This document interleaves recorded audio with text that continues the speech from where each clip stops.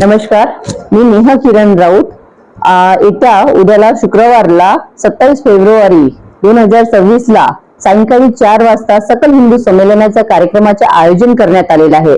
मी समस्त नागरिकांना आवाहन करते की या कार्यक्रमाला सकल हिंदू समाजाने उपस्थिती द्यावी।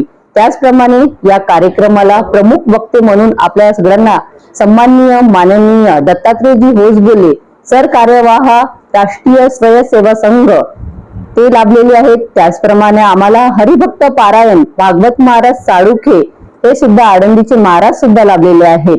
या कार्यक्रमाची रूपरेषा या प्रकारे आहे की 3 वाजेपासून ते 5 वाजेपर्यंत इथे भजन स्पर्धा राहणार आहे।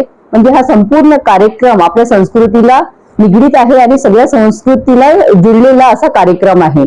5 वाजेनंतर अयोध्याची झाकी आहे आणि त्यानंतर आपल्याकडे हरिभक्त पारायण जे साळुखे महाराज आळंदीचे येणार आहे त्यांचे संबोधन आहे, ते वारकरी संप्रदायावरती बोलणार आहेत। त्यानंतरच आपले छत्रपती शिवाजी महाराज आणि संत तुकाराम महाराजांची भेट याच्यावरती सुद्धा झाकी आहे।